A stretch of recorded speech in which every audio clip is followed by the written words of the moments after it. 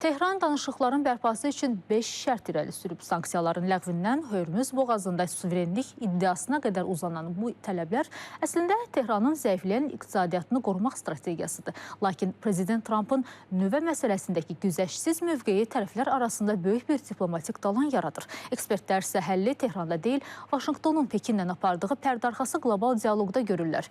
Böyük güclərin yaxın şərq üzərindən apardığı bu geopolitik şahmat partiyasının təfərrüatlarını Rüstəm Mikayılzadə nəql edəcək.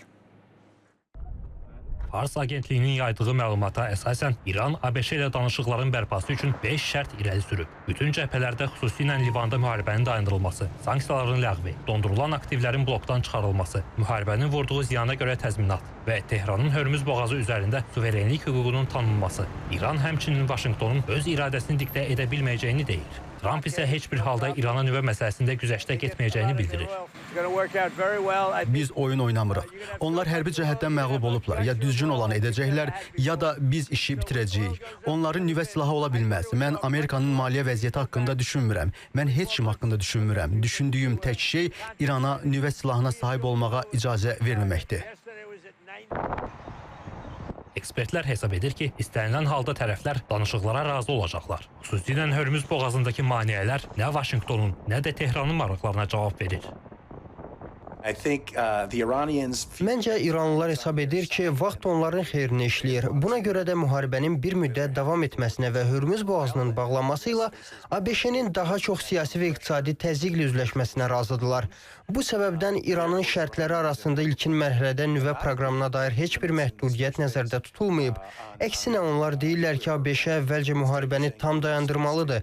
Yalnız bundan sonra nüvə məsələlərini müzakirə edəcəklər. Halbuki Vaşinqton anlayır ki, müharibənin yenidən başlama təhlükəsi İranın nüvə məsələləri ilə bağlı danışmağa məcbur edən əsas təzyiq vasitəsidir. Ekspertlərə görə ABŞ-İran qarşı durmasının üzdə görünməyən tərəfi Çindir. Trumpın Çin lideri Xi Jinpinglə görüşündə əsas müzakirə mövzusu İran münaqişəsidir. Bu cəhətdən Vaşinqton-Pekin dialoqunu ABŞ-İran danışıqları adlandırmaq olar. ABŞ bu danışıqları, yəni İran məsələsi ilə bağlı danışıqları Tehran hakimiyyəti ilə deyil, rəsmi Pekin nümayəndəsi ilə ölkənin başçısı Si ilə müzakirə etməyə üstünlük verir. Çünki İranla müzakirə etmək mənasızdır.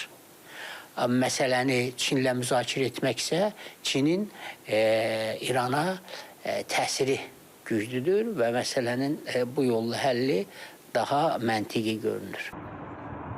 Ekspertlər deyir ki, tərəflərin razılığa gəlməsində iqtisadi amillər də rol oynaya bilər.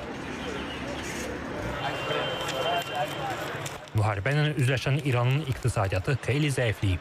Bu, ölkənin yaxın şərqdə çəkisini azaldır. Həmçinin proksi qüvvələrin saxlanılmasında çətinliklər yaradır. Tehranın irəli sürdüyü 5 şərtdən 4-ünün iqtisadi məsələlərlə bağlı olması da İranın gələcəklə bağlı bədmin proqnozları nəzərə aldığını göstərir. Vaşinqtonun sanksiyalarla Tehranı gücdən salmaq hədəfi isə İranın müəyyən məsələlərdə güzəştə getməsini şərtləndirə bilər.